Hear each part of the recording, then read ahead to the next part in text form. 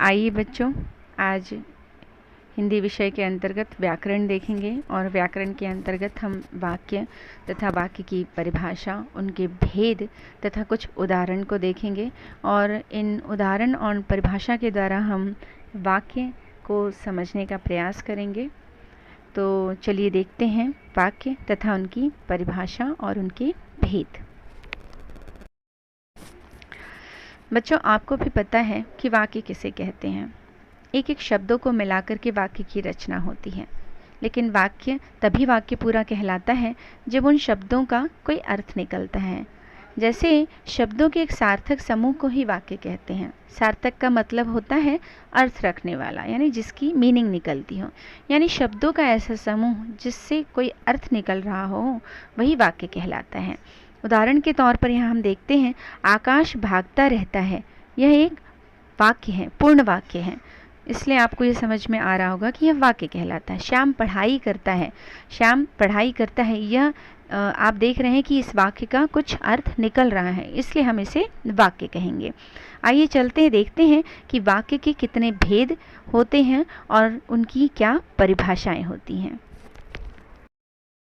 आइए बच्चों देखते हैं कि वाक्य का देखिए वर्गीकरण दिया है। वाक्यों को हम दो विभागों में बांटते हैं, एक है रचना के आधार पर और दूसरा है अर्थ के आधार पर। रचना के आधार पर वाक्य के तीन भेद होते हैं, जैसा कि आप चित्र में देख रहे हैं, सरल वाक्य, संयुक्त वाक्य और मिश्र अर्थात मिश्र वाक्य। अर्थ के आधार पर भी वाक्य के यहाँ पर भेद हैं, 8 भेद दिए गए हैं। विधानवाचक, इच्छावाचक, आज्ञावाचक, निषेधवाचक, प्रश्नवाचक, विस्मयादिबोधक, संकेतवाचक और संदेहवाचक। यानी वाक्यों का जब हम वर्गीकरण करते हैं तो वाक्य को दो भागों में विभाजित किया गया है, रचना के आधार पर और अर्थ के आधार पर। सबसे पहले हम देखते हैं कि रचना के आधार पर वाक्य के जो तीन भेद हैं उनकी परिभाषा देखते हैं तथा उन्हें जो है उदाहरण के माध्यम से समझने का उन्हें प्रयत्न करते हैं। तो चलिए चलते हैं रचना के आधार पर वाक्य के तीन भेद को समझने के लिए। देखिए बच्चों, यहाँ पर दिया है रचना की दृष्टि से वाक्य के भेद। तीन भेद हैं, सरल वाक्य, संयुक्त वाक्य और मिश्रित वाक्य। इन तीनों भेदों की हम परिभाषा देखते हैं और उदाहरण के द्वारा हम इनको समझने का प्रयत्न करते हैं। देखिए यहाँ पर दिया है सरल वाक्य। सरल वाक्य की परिभाषा देखते हैं। जिन वाक्यों में केवल एक ही उद्देश्य और एक ही विधेय होता है उन्हें सरल वाक्य या साधारण वाक्य कहते हैं। इन वाक्यों में एक ही क्रिया होती है, अर्थात जिस वाक्य में उद्देश्य और विधेय के साथ साथ क्रिया मिलती है वही सरल वाक्य कहलाता है। जैसे मुकेश पढ़ता है, पढ़ना यहाँ पर जो है क्रिया है, मुकेश यहाँ पर उद्देश्य है। देखिए यहाँ पर राकेश ने भोजन किया, राकेश यहाँ पर जो है राकेश ने जो है यहाँ पर यह उद्देश्य है। भोजन जो है यहाँ पर भोजन किया जो है विधेय है और किया यहाँ पर आप देख रहे हैं कि क्रिया है। अर्थात कहने का तात्पर्य है कि एक साधारण वाक्य जिसमें आपको उद्देश्य, विधेय और क्रियाएं मिलें वही सरल वाक्य कहलाता है। संयुक्त वाक्य की परिभाषा देखते हैं। जिन वाक्यों में दो या दो से अधिक सरल वाक्य होते हैं वह या समुच्चय बोधक अव्यय से जुड़े हों उन्हें संयुक्त वाक्य कहते हैं। अर्थात जिन वाक्यों में दो वाक्य आपको मिलते हैं और उनको जोड़ने के लिए किसी अन्य शब्द का प्रयोग किया जाता है। जैसे यहाँ पर समुच्चय बोधक अव्यय का प्रयोग करने के लिए कह रहे हैं। बच्चों, हमने अव्यय पढ़ा है, जैसे अव्यय के 4 प्रकार होते हैं, उसमें एक प्रकार है समुच्चय बोधक अव्यय।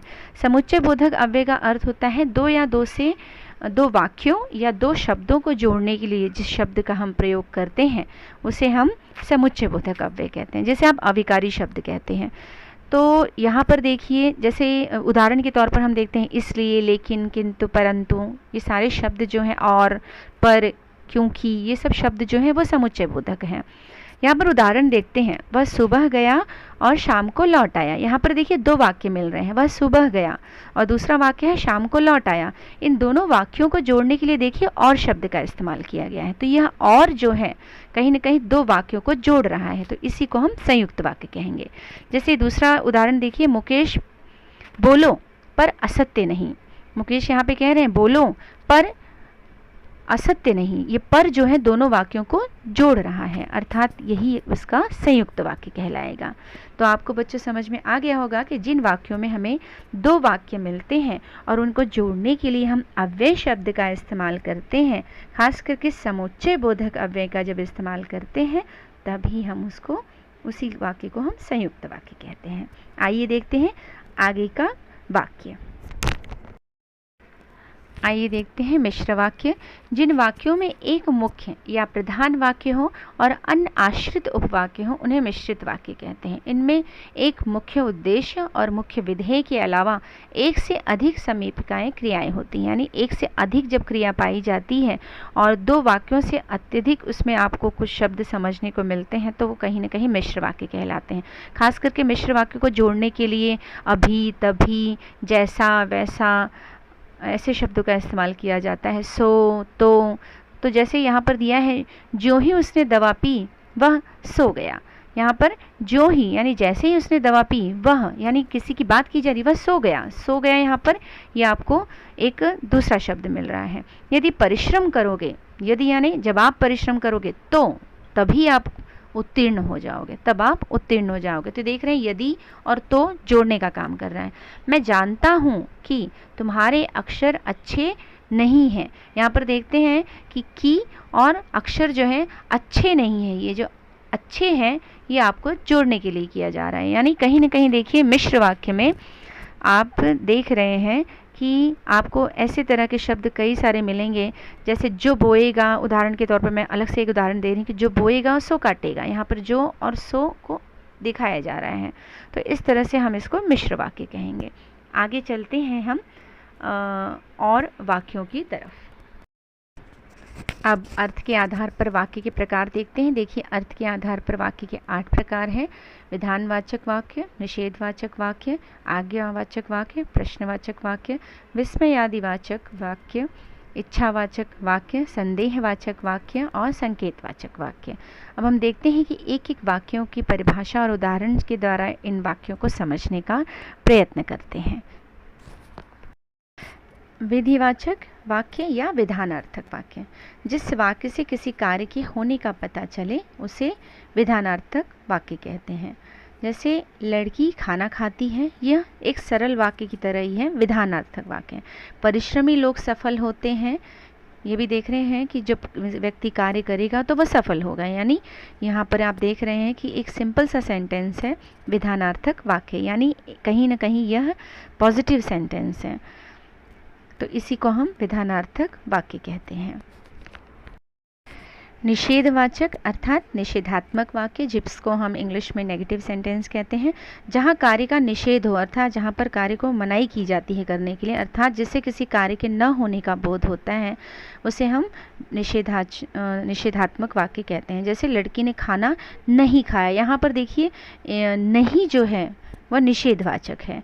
मैं राजस्थान घूमने नहीं गया, यहाँ पर नहीं जो है वह निषेधात्मक वाक्य है, अर्थात जहाँ पर नहीं जैसे शब्द का इस्तेमाल किया जाता है उसे हम निषेधात्मक वाक्य या निषेधवाचक वाक्य कहते हैं। आदेशात्मक वाक्य देखिए, आज्ञार्थक वाक्य जिसे हम कहते हैं, जिस वाक्य में किसी तरह का उपदेश, आज्ञा व आदेश दिया गया हो, अर्थात हम जब किसी को ऑर्डर देते हैं, किसी को आज्ञा देते हैं तो उसे हम आज्ञार्थक वाक्य या आदेशात्मक वाक्य कहते हैं। जैसे तुम मेरे लिए पानी लाओ, यहाँ पर हम किसी को आज्ञा दे रहे हैं कि वो हमारे लिए पानी ले आए, तो यहाँ पर लाओ जो है वो हमारा आदेशात्मक वाक्य पूरा करता है। दरवाज़ा बंद करो, यहाँ पर हम किसी को आदेश दे रहे हैं कि उस दरवाजे को बंद करो, तो यह भी क्या है, आज्ञार्थक वाक्य है, यानी हमने किसी को आज्ञा दी है इस कार्य को करने के लिए। प्रश्नवाचक वाक्य, जिस वाक्य में किसी तरह के प्रश्न का बोध हो। आपको भी पता है कि प्रश्न वाले शब्द क्या होते हैं, कहाँ, कब, कैसे, क्यों, किसका, ये सब प्रश्न वाले शब्द हैं, इन्हीं को हम प्रश्नवाचक वाक्य कहते हैं। जैसे मेरी पुस्तक कहाँ है, ये जो कहाँ शब्द है यह प्रश्नवाचक है। तुम दिल्ली से कब लौटोगे, यानी सवाल किया जा रहा है किसी की, वो दिल्ली से कब लौटेगा। कब शब्द जो है ये प्रश्नवाचक है।